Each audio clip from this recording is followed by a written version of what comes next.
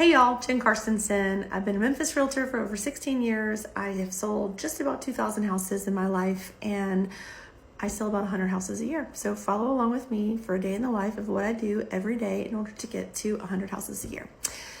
Today, I have been doing a bunch of different things, but primarily have been preparing for an out-of-state investor to come visit Memphis. Here's the scenario.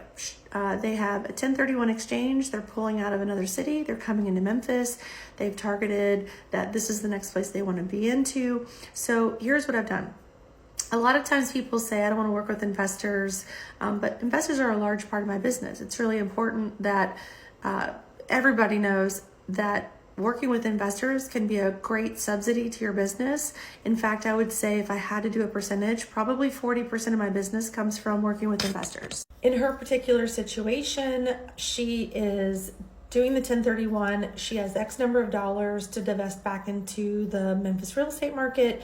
My job is to identify the areas that will yield the best return for her and also sort of steer her away from potential pitfalls in Memphis investing.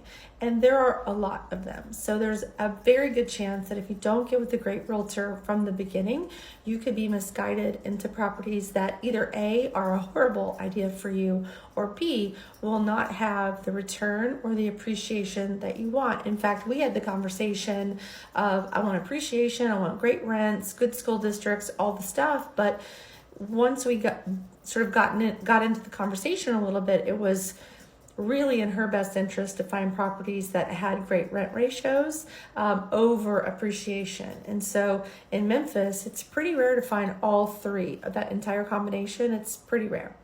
So I have 25 properties that I've identified for her might work. So the next step is printing all the MLS sheets, making sure that all of them are still available, giving them all a call and asking them if the seller's willing to co-op with a buyer's agent, and if so, what the percentages or fee, and then sort of mapping all of those properties out and then setting the appointment.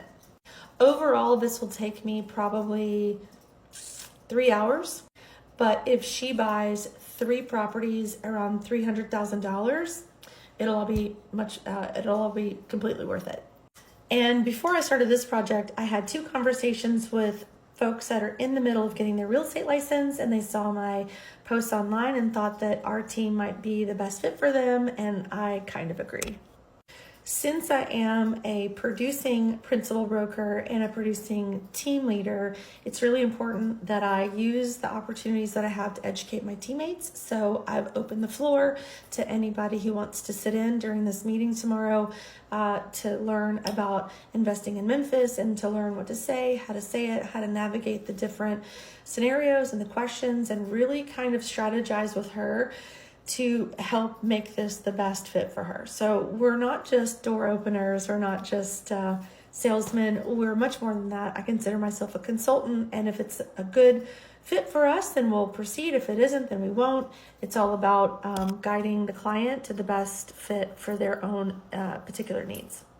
I'm still working on not saying a lot.